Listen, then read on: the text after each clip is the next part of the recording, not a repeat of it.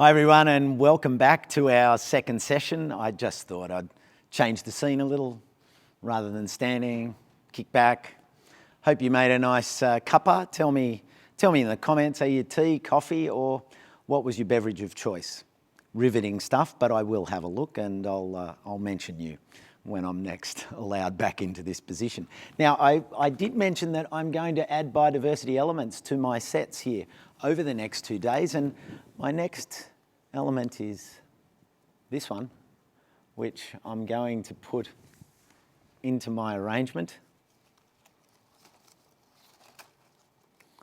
And if you can mention in the comments what owls you have got local in your community, or what owls your Landcare group has been able to support and provide habitat for, because I've now got this little fella tucked in nicely on the woolly bush.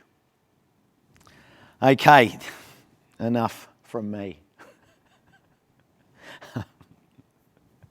I hope you had a nice morning tea, because that is a key element, as I did mention earlier. It's a key element of any good day out in any Landcare group. And tell me how important the morning tea is for your group, and who's the key maker of morning tea goodness. Is it scones, slices?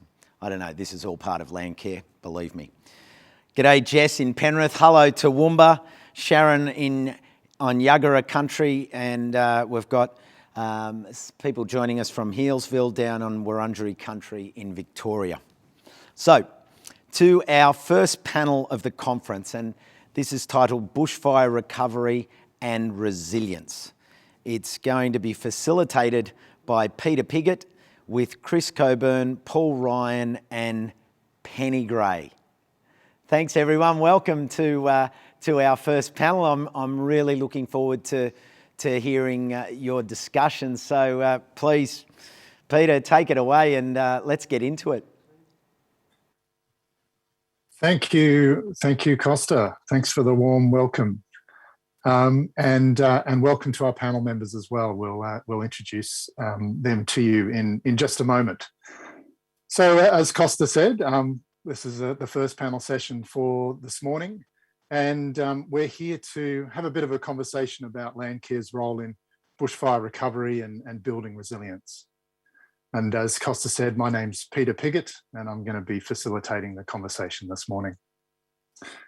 So I just wanted to start by kind of inviting in a couple of things that came in, I think from John Anderson's talk just before, about what some of the things that are coming through about Landcare that I heard in those talks. And the first was these sort of key points that I think he made about Landcare's about cooperation. It's obviously about caring for the land, that it thrives on good leadership, and critically about grassroots action.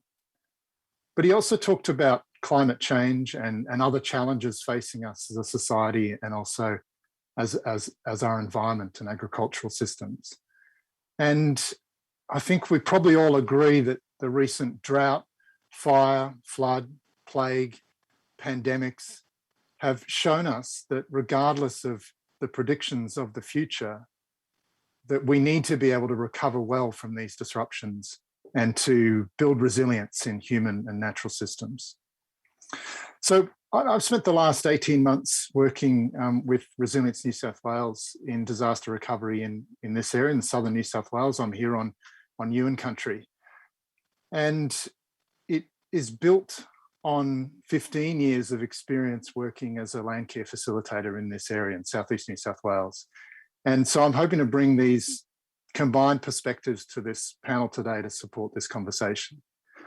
I'm also a board member with Intrepid Landcare, and that is something that keeps me connected to the edge of Landcare and how it can transform and how it can support young people as well, and what it means for another generation. And before we get into introducing our panel, I just wanted to offer a couple of little definitions to support our conversation this morning. And the first is around the national principles for disaster recovery.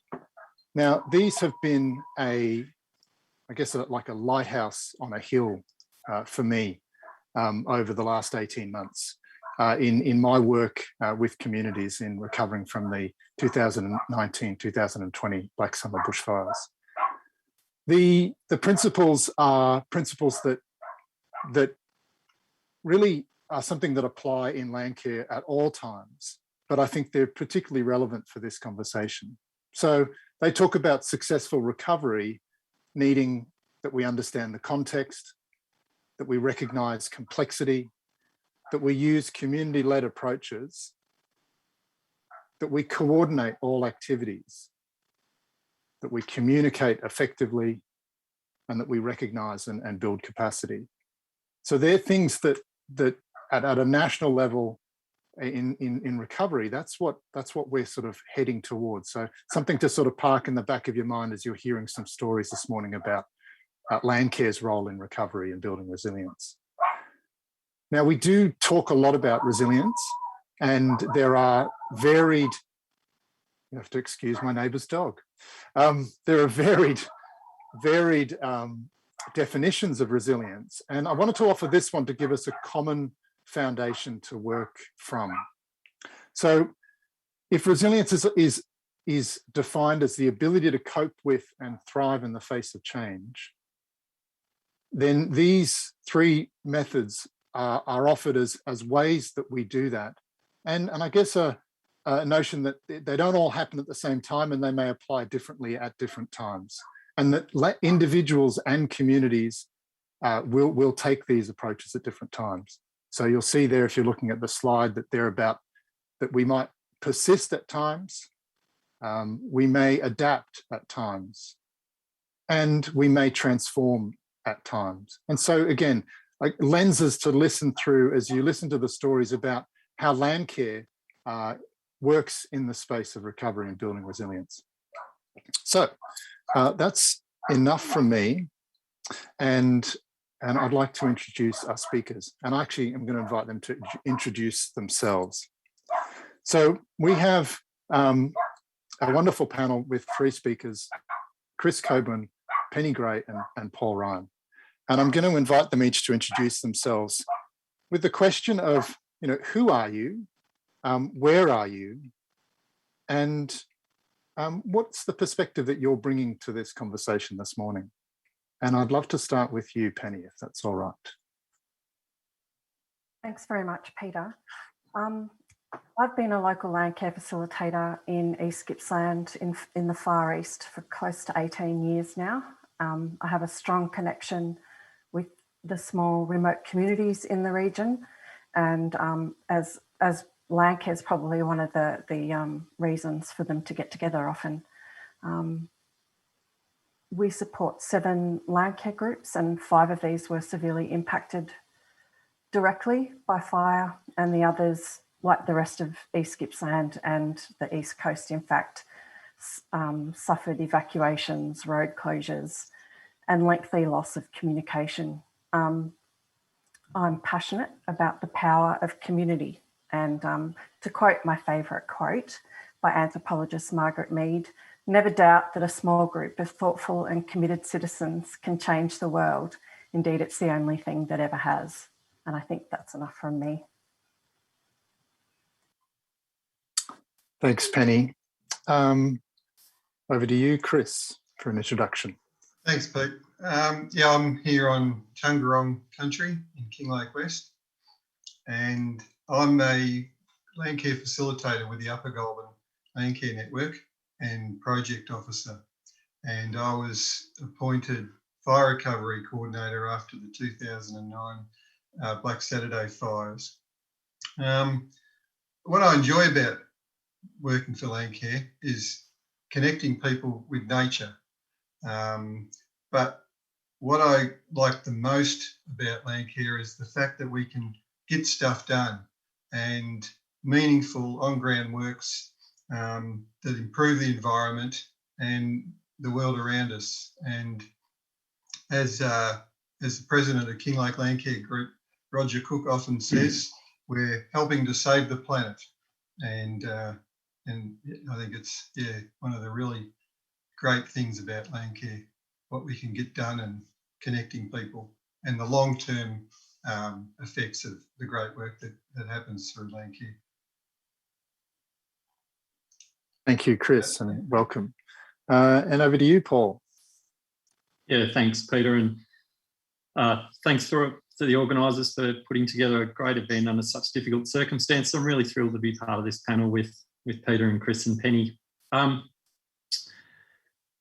Who am I? So Paul Ryan, I run a company called the Australian Resilience Centre, and I'm based in Beechworth on Tungarong country in northeast Victoria, and really pleased to be with my Victorian colleagues here. And the perspective I'm trying to bring really is just over the last 20 or so years, having worked on resilience and worked with communities and natural resource management groups from a whole range of different places around the country, and then prior to COVID, working overseas on famine and working with refugees and things like that, is just, I guess, trying to put some of the work that Landcare does into that context, that broader context of the role it plays in building resilient communities, the role it plays in helping to navigate a really uncertain world. And I see a really key role, an important role for Landcare in that. And I'm really, can't wait to get into the conversation to talk about some of that. Thanks, Peter. Thanks very much, Paul, and welcome all. So this morning, we're going to spend a bit of time kind of hearing some individual stories, and then we'll draw out some of a little bit of a recipe of what is it that Landcare does that contributes to recovery and building resilience. And we'll have some time towards the end for any questions from you that will come in through the chat. And we'll be looking at those and picking out questions that sort of float to the top of the list, and ones that we think will really help to get across some of the story that's being told here this morning. So put your questions in. We won't be able to get to them all, but please put them in as we go through. But we will have some time at the end to answer them. So I wonder whether we could start with you, Penny. And the question I'd love to ask you to talk to this morning is really to take us back a little bit to your experience of the bushfires, and sort of what was your experience like, but also what role did Landcare play for you in that experience that you had in your patch of the world? Okay, thanks again, Peter. Mine's a personal experience, and for that reason, I've got some notes above the screen. So if you see me look to the left, that's what I'm doing. So I'm going to take you back to Sunday, the 30th of December, 2019. It was an extreme fire condition day. It was hot, windy, and it feels really scary. It feels dangerous. The fires in East Gippsland have now been burning for over a month. I'm at NSA on my parents' beef and sheep farm, having spent Christmas with them. There are just the three of us. At the end of that Sunday, there were 8 emergency warnings in place across East Gippsland, including for NSA and Lakes Entrance, where I'm coming to you from today at my home. Fire up at NSA, fire is visible on the ranges on 3 sides of the property. In the early afternoon on that day, I noticed that one had turned back into previously burnt area and entered a neighbour's paddock. I spoke to my parents. We all dressed in practical clothing. A bit later, the phone rang. Dad answered and spoke briefly to whoever was on the other end. He got off and said, "The fire is in our back paddock. I'm going up to take a look." Mum said she'd go too, so what else do I do but join them? We locked all the dogs up, ducked in the front of the farm ute with Dad driving. He took us into the paddock and towards the fire and climbed into the back of the ute to spray the fire. Then I heard him yell, "It's getting too hot." I jumped into the driver's seat and turned the key, but the motor didn't turn over. I tried a couple of times. It still won't start. It's hot. The car has a metal floor, fire behind, can't see, no blanket. Where's Dad now? Run, Mum. Mum gets through. I fall helping her. Where's Dad? I get through. My right hand is blistered and burst, and we run towards the dam. But where's Dad? By then I know I've burns on my legs and both my hands. My left hand feels really weird. There's pain, heat, and I start whimpering. We nearly get to the dam and a vehicle appears out of the smoke, and thank goodness it's Dad. We go to the bush nurse. I get in a cold shower, then there's a helicopter and Alfred Hospital. My left hand was flame burnt and treated with synthetic skin. And I don't know if you can see it, but you can't tell that it was burnt now.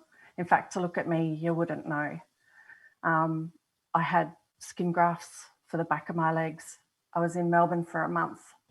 Dad too spent 2 nights in hospital in Omeo, having burnt the back of his hands, protecting his face. And then there's recovery. 4 weeks in Melbourne. Special thanks to my sister and my partner, because one of them was with me nearly all the time. So we were lucky.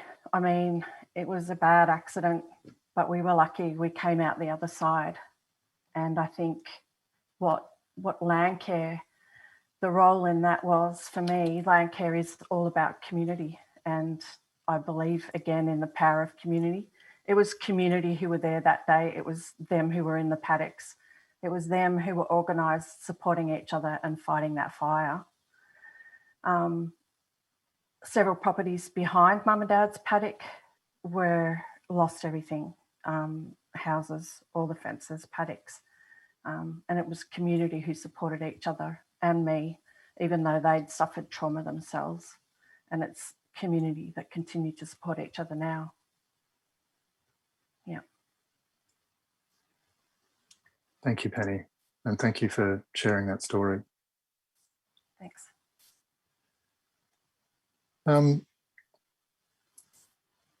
So without jolting out of that story too quickly, but to move us into a little bit of Chris's story, I'd like to invite you to answer a similar question, Chris, and in what was your experience of the disaster that your group responded to, and I guess what were some of the first things that stood out for you in the way that Landcare was able to support those efforts in recovery? Well, what really stood out for me early on, and I wasn't working for Landcare at the time, but I was involved with Landcare. Had been since the late 90s. My wife had been secretary of the Kinglake Landcare Group, and I was a committee member. So we were quite heavily involved with Landcare. And what I noticed was, coming from the Upper Goulburn, was how quickly that they responded. And the executive committee and the coordinator at the time, Bridget Clark, got together within days after the fires, and they worked on a plan about what they could do to help. What could Upper Goulburn Landcare Network's response be to the fires that had affected many groups within our catchment and many individual Landcare members. And yeah, just how quickly they were able to come together to work on a response to help with the property recovery, the recovery of the environment, and the community recovery. And Bridget Clark, the coordinator, put a questionnaire out to all the Landcare groups and Landcare members in the fire affected areas, asking them, how can we help? What do we need help with? And the feedback and the information that all the fire affected landowners and Landcare members were able to provide to Bridget and the Upper Goulburn Landcare Network became the basis for what became Upper Goulburn's fire recovery program. And within months, the Upper Goulburn Landcare Network had started their first project, the fence rebuilding and removal project called Fences Without Boundaries. And this was before Blaze Aid become established. So there wasn't that organisation to call on, but there was many volunteers and groups and individuals across Australia that wanted to come up and help. And that was the first project that Upper Goulburn was able to put in place and start working on the properties of fire-affected landowners and Landcare members in the Upper Goulburn with removing their burnt and damaged fences and rebuilding fences, boundary fences, and any fences that needed rebuilding on the properties that might have been there to protect conservation areas or waterways, or even just, like I said, just to put the boundaries back up and give people that sort of sense of, you know, things were moving on and security. So yeah, that's what really sort of struck me early on, and how quickly Landcare was there to help. Yep. Thank you, Chris. And wonder if I could ask you, Paul, and to hear from a perspective that you bring on some reflections of these stories, but also other things that you've come across in some of your work in communities and with Landcare. Yeah, thanks, Peter. And, you know, it's pretty harrowing listening to Penny's story and that first-hand account and just how, you know, people go through in these events. It's horrendous. And then hearing from Chris about the way, you know, communities come together and get organised. But so there's a few things, I look at the world through this kind of resilience lens. That's the work that we do. And there's a few things that really stand out for me when I listen to people like Penny and Chris talk. And the first is just about the importance of connections. And, you know, Penny talked obviously about those connections, you know, that helped her recover, and Chris talking about how quickly the network got going, and that's because of connections. That's just because of the connections between people and between people and place. And, you know, that's at the core of a resilient system too, is having that connection between people and parts of the social system, the local community, but the institutions and the organisations and all of those things, and people in place, and that connection to place is so important. And it's really important to recognise a lot of things flow through those connections. There's obviously the care and the empathy and the kindness that, you know, Penny felt and talked about, and but then, you know, Chris talking about just how quickly, you know, information, knowledge, resources, you know, influence on decisions, all sorts of stuff flows through those connections, and so and in the biophysical landscape as well, you know, genetic material, seed, individual animals, you know, individuals of species, etc., moving around the landscape. And so those connections, both before but then after an event like this, are just so critical in repairing the landscape, helping the landscape to heal, but also helping people to heal. The bushfire research is really clear on this sort of stuff, that connection and that strong social connection, people that feel strongly connected are able to recover quicker after events and suffer less mental health impacts of these sorts of events.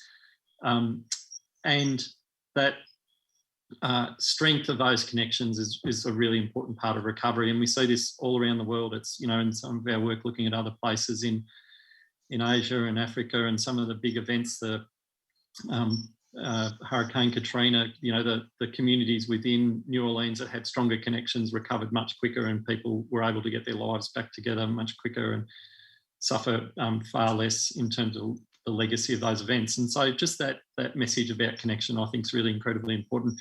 And we know that connection's at the heart of Landcare. Like the wellbeing survey, I think it was 90% of people felt a stronger connection to their community, and 93% of people felt a stronger connection to their landscape by being involved in Landcare. So Landcare's always, you know, connection's been at the heart of Landcare. Landcare's always been about connection, but I think what these little stories show us is just how important they are. Connection becomes absolutely crucial after these big events, because that's what holds us together, and it holds landscapes and people together.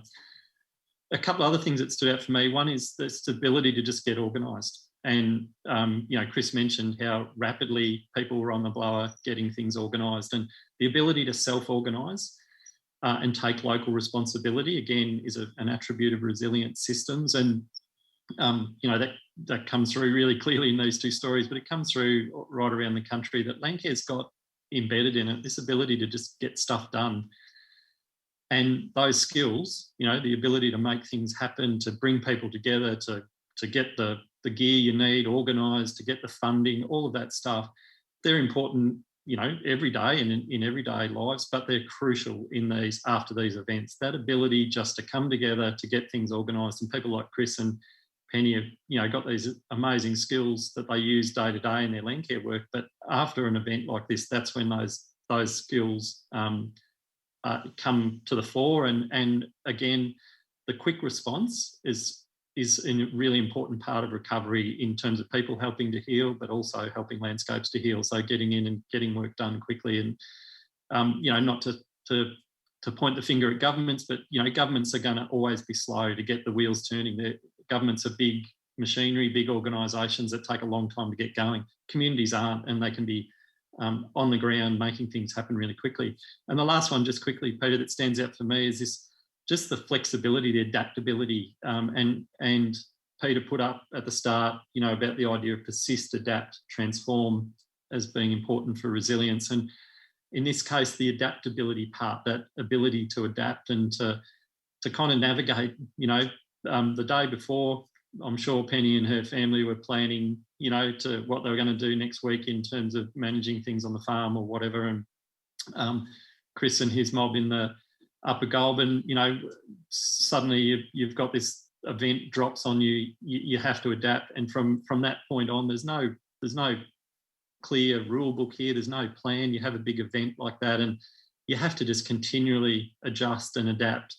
And again, Landcare's been doing that for 30 years, and rolling with whatever the landscape throws up at us, but also whatever the institutions and whatever the funding and whatever the political cycles throw at us. Landcare has continued to navigate that and be flexible. And so those things really stand out for me as being, really key resilience attributes that we know are really important for resilient systems, that they're really at the heart of Landcare. And so those things that Chris and Penny talked about, they turned those attributes into action on the ground and made them real on the ground through their work and through the follow-up work they've been doing. And it just strikes me that in a really pretty uncertain time, in a pretty uncertain world, and we all know, you look around us and see the rapid change that's happening in terms of climate and the social changes that are taking place in all of our landscapes.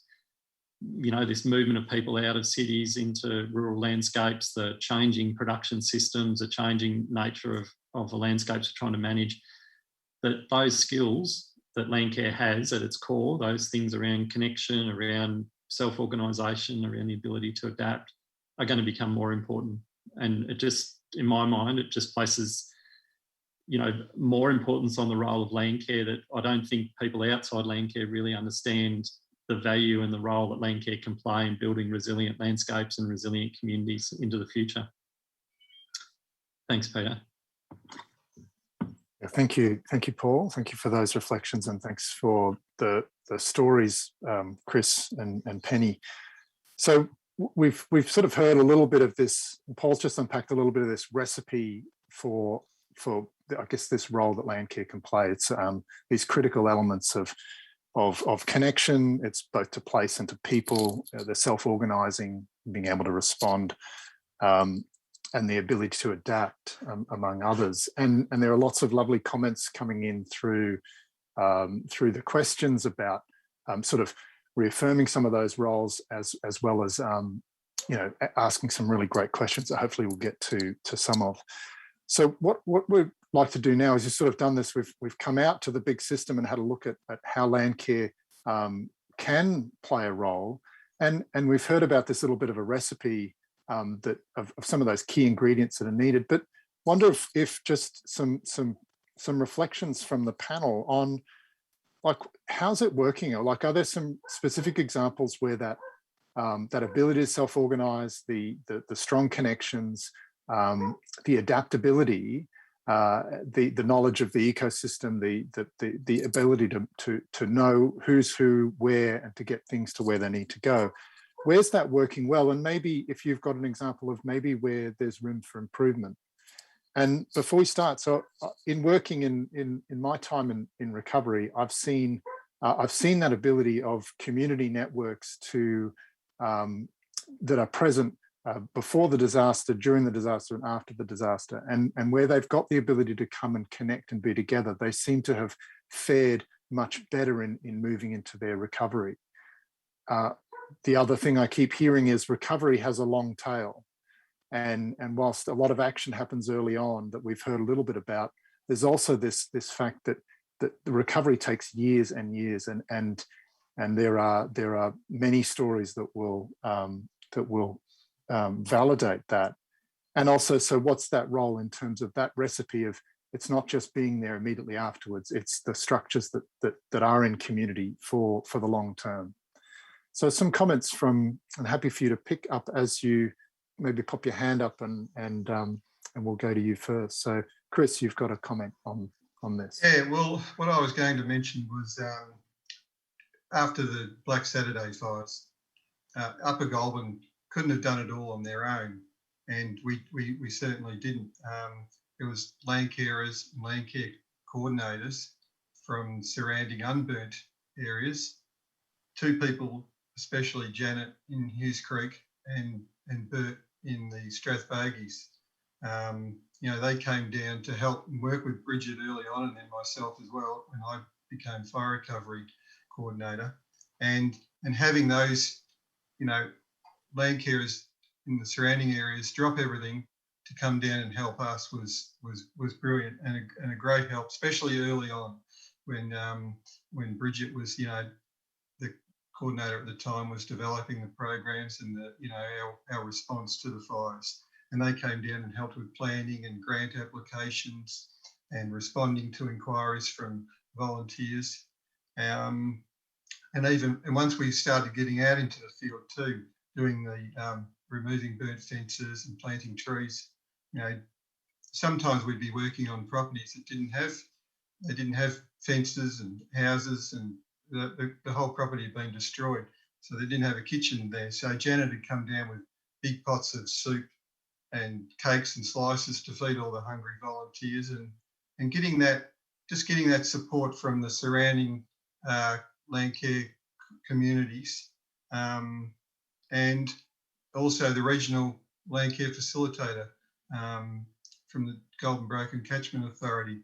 He was early on, he was able to provide funding to get a tool trailer and equipment, and, tools and materials, so we could get started on the Fences Without Boundaries program while we're waiting for government funding to come through.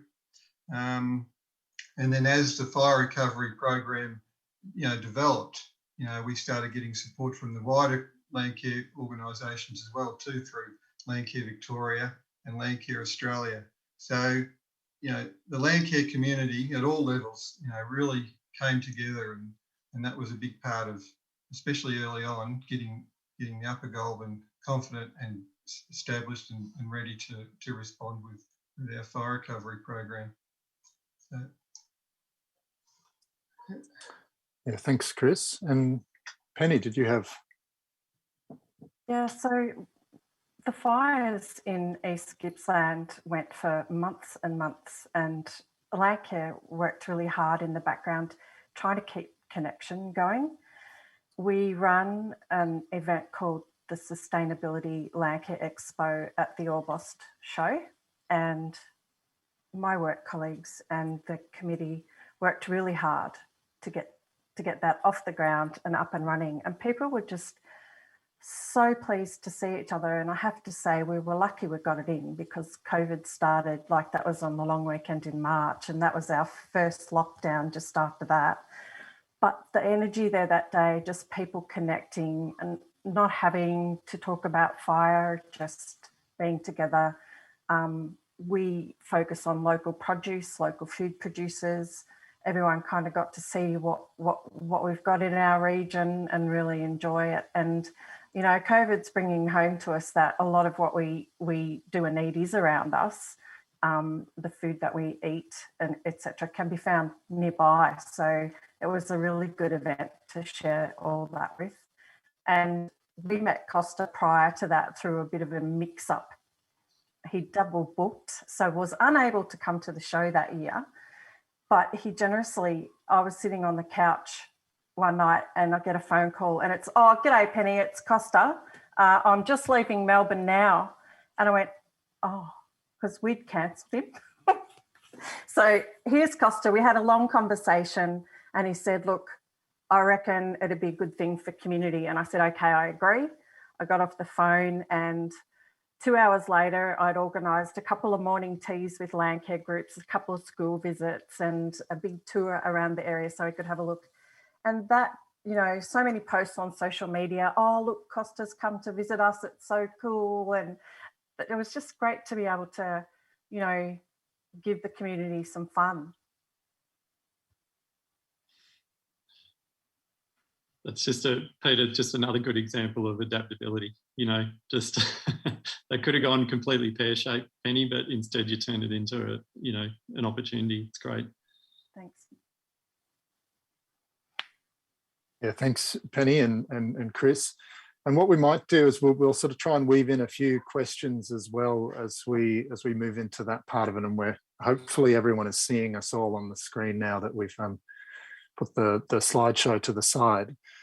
So still sort of thinking about, I guess, if there are thoughts about that recipe and what we could do and what we could do differently.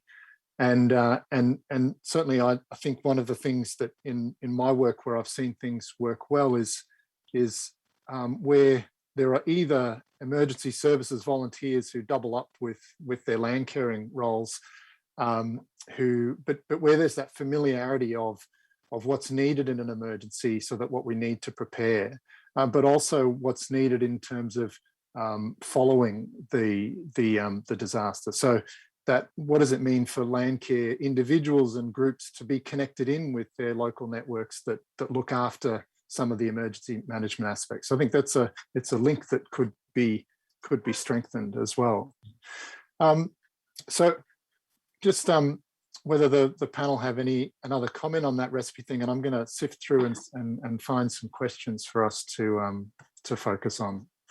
Yeah, Peter, one of the things that continually stands out for me, and I think it's the evolution of Landcare, you know, going back right from its origin, where it came from, and potentially about where it could go in the future. And I go back to this notion of an increasingly uncertain world and a more turbulent world that we live in. And, you know, for all of us, I think the last 18 months has just demonstrated, or 2 years has just demonstrated the uncertainty, the challenges that communities face, rural communities face, in terms of a rapidly changing climate, and then things like COVID and what that means for, you know, significantly increased isolation for people that are often already very isolated, or certainly less connected than perhaps people in larger centres or whatever. And I go back to this idea that I think Landcare's been about caring for the land. That's where it started. That was the idea. But as we can hear from the stories that, you know, we just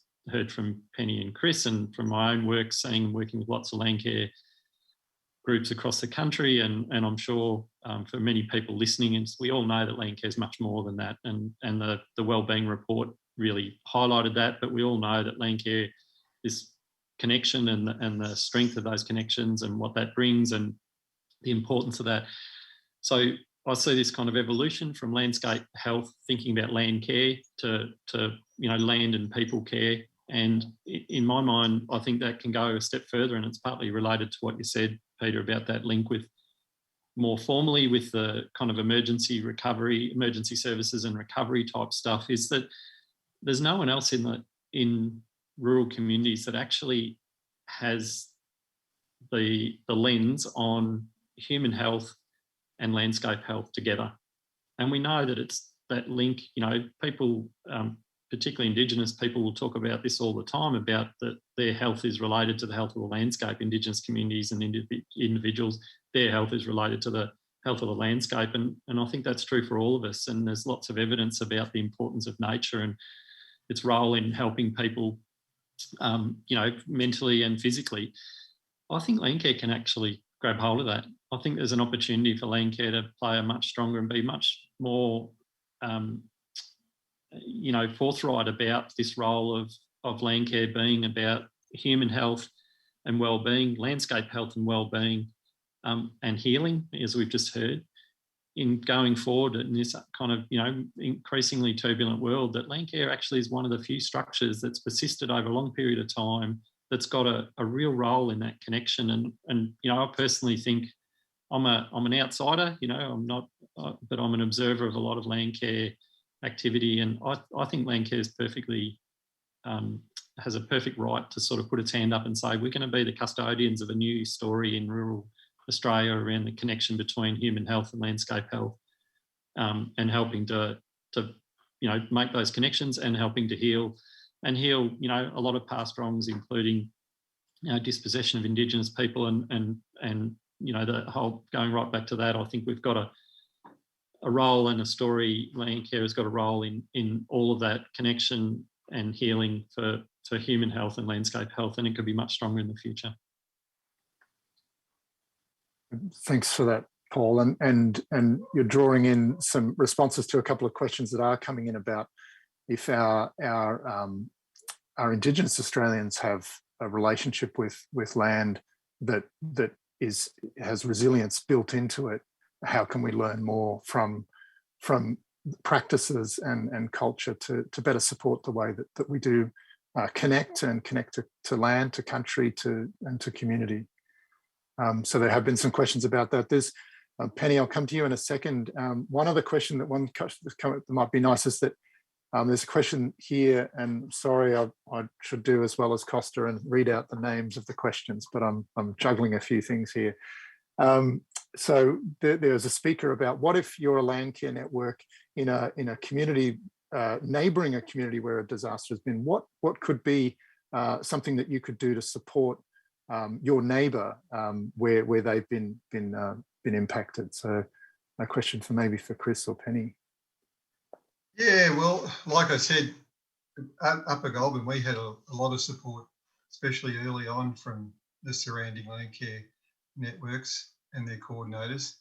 And it's important to understand that not all Landcare networks are the same. You know, not all have the capacity or even the desire to be able to run a really substantial fire recovery program, and that's okay. You know, that's their situation at the time, and that can't be helped. And even after the Black Saturday fires also affected two of our neighbouring Landcare networks in southwest Goulburn and Yarra Ranges, and southwest Goulburn weren't set up to be able to run, you know, the fire recovery on the same scale as us. So we had our fire recovery program established and running, so we were able to move into the southwest Goulburn area, and especially with the re-veg and the fencing, do a lot of work in their area to support them. And the Yarra Ranges, they had the desire, they wanted to do something. They were, you know, sort of keen to run similar, but they weren't sort of sure about what to do. So Terry, our president of the Upper Goulburn, and myself went down and we met with Yarra Ranges Landcare Network and their coordinator Rob, and you know, gave them some advice and information about what we've been doing, and that kind of got the ball rolling and sort of gave them sort of impetus, sort of inspiration to what they ended up running was a, you know, really substantial fire recovery program in their area.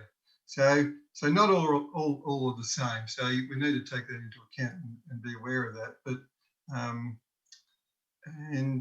yeah, so that's just one thing that I wanted to sort of make mention of. I mean, for us in the Upper Goulburn, you know, we were fortunate. You know, all the fire affected communities in the Upper Goulburn were fortunate that our executive committee and coordinator did have that, you know, capacity and the desire to be able to run what we did.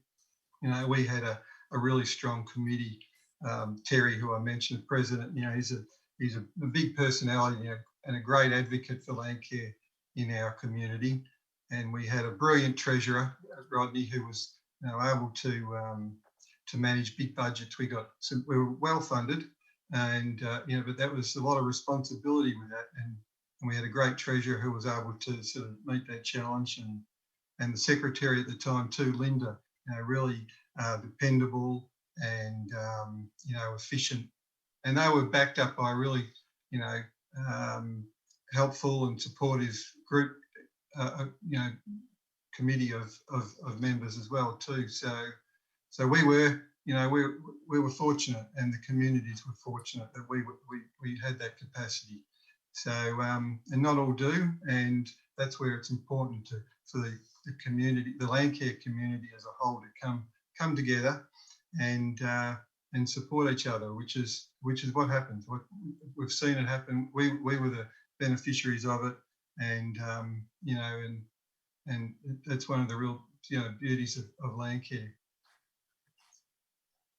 Thanks, Chris. Penny, did you have?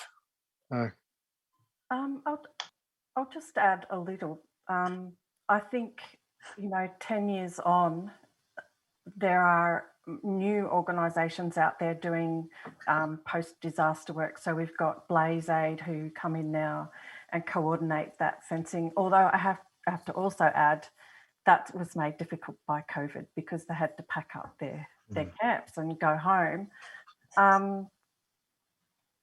So yeah, I see a role around volunteer coordination, certainly, and so many people want to help. It's just a matter of, some fire impacted people don't know how to accept help and struggle with strange people on their properties. There's so much you have to think about and weigh up, I guess. But what I was wanting to allude to before, our small network has been lucky. We've gained close to over $1 million in bushfire recovery funding. A small part of that is revegetation, and priorities on properties change from day to day depending on where they've got to. But each of those projects actually held community wellbeing at their heart.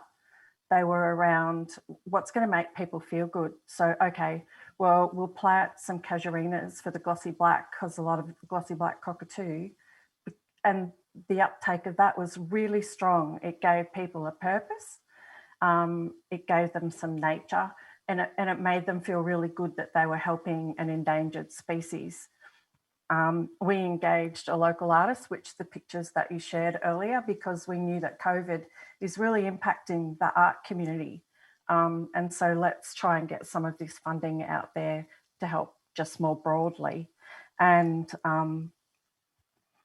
there's also, flexibility around learning. There's a lot of learning in these funding applications. And the one that I think people are getting a real lot out of is some recycled plastic posts that have been put in the ground on private property, along with 3 motion sensing cameras. And the idea behind this was to share positive stories about wildlife returning and the recovery of the landscape. And so those stories are coming, whether we've got some footage now, and I think that'll make the whole community go, yes, all those animals did die, but they are coming back. They're positive stories. It's good for well-being. Yeah, thanks, Penny. So we've got a few minutes left, and some wonderful questions that are coming in. And there's sort of a grouping of some questions around this idea of the money flowing into this space, and why couldn't it come to Landcare more quickly, and what do the partnerships with government mean for that? There's about links between Landcare and mental health. There's been some good questions about, well, if there's this and in all of my experience in Landcare, whilst it's Landcare that is the word, that the people are central, and it goes back to talking about complexity, that as soon as you involve people in things, it gets complex. So I think that's where why we focus a lot of our attention on the social aspects of Landcare and how that contributes. The recovery and rehabilitation and support to land and ecosystems is in comparison straightforward, not taken for granted though. So it's great to hear, Penny, that you, in the last little piece, you're talking about those areas where Landcare's, the monitoring, the activities that are supporting the recovery of particular ecosystems or species are really critical in this space as well. And then we've had some good comments about leadership, about that social infrastructure, about and I encourage you to look through those comments as they've come in. There's some fabulous insights about how we're learning from these experiences. One piece I'd like to also put in here is that from what I've noticed in the way that every system has tried to cope with just the sheer scale, particularly on those areas that were affected by the 2019-20 fires and following a long drought, was that the scale of the disaster was so extraordinary that every system struggled to cope. So the financial systems, everything that, and I think that's where some of these stories of where Landcare was able to affect change. And in my local area, saw the involvement in just putting out feed stations for animals that were without food directly after the fires, and the ability to self-organise around some of those activities and coordinate community members who really wanted to make that sort of impact. So probably just a little bit of a moment here just to hear from each of our panelists as a bookend piece to this panel session. What would you like to leave this audience with? What's the message you'd like to leave them with around our panel on recovery and resilience? And so they can take something away to percolate in their minds through the rest of the conference and the rest of their week. I'll start, if I could start with you, Chris. After the 2009, during our fire recovery program, we put a lot back into the community and achieved a hell of a lot. But it wasn't just all one way. The Upper Goulburn Landcare network really got a lot out of it themselves, personally, but as for each of the people, the executives and facilitators that were involved, but also for Landcare in general, we got a lot back as well too. It wasn't just all one way. New groups emerged in our network that came out of the fire recovery program, and many new members too. Membership increased, and the Upper Goulburn Landcare network's profile in the community as well too. That really increased, and the standing of the Upper Goulburn as a respected and important community organisation in the Upper Goulburn region. That was also something that sort of put Upper Goulburn on the map in a way. Before that, Landcare had always been, pretty well, strong organisation, but more of a niche sort of thing. And I think the fire recovery and the response that the community saw from Landcare and that they were, that they achieved, really sort of, gave Landcare that sort of that promotion in our area. And the partnerships too that we built. We built lots of long standing partnerships too out of the fire recovery that still continue to this day. We still get the corporate groups coming up from Melbourne every year doing tree planting. I had when we can, of course, with coronavirus, that was not something that we had to deal with at the time. So that's, really been a game changer in the last 18 months. But, you know, and we've had corporate volunteers still coming up. We had a group in between lockdowns just recently, and even two of the team that came up on the day were corporate volunteers that have been up after the fires, and they're still working for ANZ, and they're still getting their 2 days volunteer leave a year, and they want to spend that doing Landcare activities and coming up and supporting Landcare. So you know, we got a lot out of it, and it was and it's something that still continues to this day. Been very important. Yeah, thank you, Chris. Penny, some takeaway comments from. The thing that I value most around Landcare is that it's the two things really. Although it's a nationwide organisation and now, you know, going overseas, Landcare starts out as local. It's there and it's on the ground, and it's trusted. So it's that label, you know, it's a trusted label, and it draws community together. The other thing is it's got structure, but it remains flexible. Like many of the project partners I work with have to go through lots of procedures and processes before they can even put out a media article, whereas Landcare can do it now because we don't have so many of those procedures and processes in place. It fosters cohesion as well, and it's self-organised. Anything managed and working with volunteers is that. And the network acts as a hub, so we can coordinate information. A lot of the landholders really appreciated us just sorting through all that funding information that was available and so challenging for them, and encouraging them to participate. So yeah, those are the things, and I'd just leave the word trust on the table, I think. Yeah, thank you, Penny. Paul, comments from you. Yeah, thanks, Peter, and thanks, Penny and Chris. Look, Landcare's got a wonderful legacy.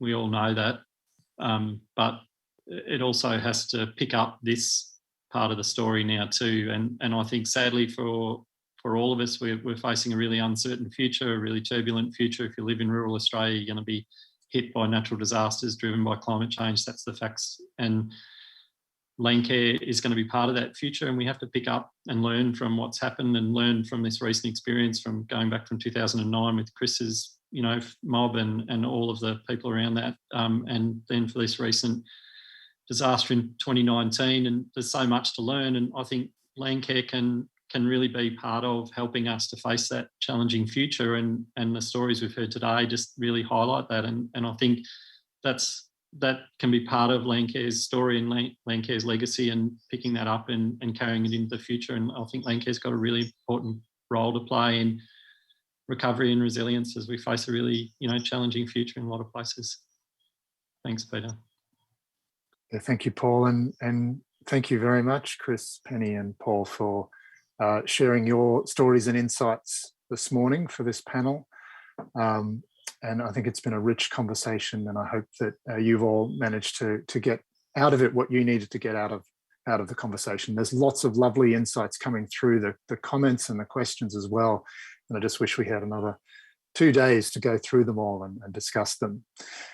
So I'd like to leave you with a couple of thoughts. So really it's I think what's been really clear is how well-placed Landcare is in this space, in about disaster recovery and building resilience, about its people in place who care, that makes the big difference, linking to Penny's quote at the very start from Margaret Mead.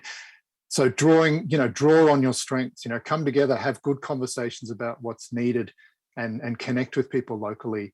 And that's one of the greatest strengths that Landcare can bring. And it's hard at this time, and COVID has made things challenging in that regard, and just coming together. So building trust and relationships built on mutual respect. So thanks, Penny, for bringing trust in here. Those are some of the things that can have the most profound impact in in community-led. And community-led is a term that is bandied around and often misunderstood, but Landcare is a structure that does that well. So thank you for having us today. And back to you, Costa. Thanks very much. Thank you, Peter, Penny, Paul and Chris. That was a great panel. I was looking at the exchange going on. It was just fantastic. I mean, you covered off on so many wonderful things, and the questions were thick and fast, and the conversations happening. So keep it going, everyone. I picked up so many wonderful comments from our first session and now to this one. I must mention Jessica, who mentioned that she's got powerful owls and books and barn owls. Sophie had a coffee with one. Jerry had a black tea, and he's got books out in Gums Landcare at Tranmere. Accounting for nature, people talked about that. Eric Soriano mentioned, don't underestimate the power of the young with concerns about the future. And I know that through the work I've done with the Tasmanian Youth Climate Leaders Conference, and just how switched on they are. And a call out to Nell Smith, who's set up the Nipaluna Nursery Landcare. And the beautiful part about this, and you'll like this one, Peter, is that this is all about getting volleys from urban areas connecting with farmers in the Midlands. And this is what so much of this conversation and talk is with the conference today. A big call out to Sarah Wynn, who's had an accident and is in Dubbo Private Hospital. Get well, Sarah, we're all thinking of you. And just a quick mention that if you're late to join the conference today, you can watch all the sessions again on the National Landcare Conference website. They will be topped and tailed over the next little while, and they'll all be up there. So don't despair if you've missed something so far. We're now going to move on to the stream sessions. And this is the bit that frustrates me at conferences. You know, while you were in that panel discussion, I went to the toilet. Normally when I go to the toilet, I miss out on a whole lot of talks because there's people. But see, there's no one out there. So I actually went to the toilet and came straight back. It was a first. It was a first. And you're not going to get bothered on the way to the toilet at home either, but we don't get to chat, you know, so that's the problem. So my dilemma is always, which bloody stream am I going to go into? You can pick from 4 great areas: environment and climate change, sustainable agriculture, which is sponsored by Gallagher, community partnerships in action, sponsored by Saving Our Species, and landscape impact. And again, don't be alarmed like my toilet issues. You can watch all of the streams at a later date. And that's the best part about this being recorded like this. During each stream, you're going to have the opportunity to ask questions by adding them to the Q&A box for each of those sessions. So this is on the right-hand side of the live stream, and it's below on if you're on a mobile device. Each stream session will be 20 minutes, and there'll be 5 minutes at the end for questions. Now, during the session breaks, take time to visit the exhibitor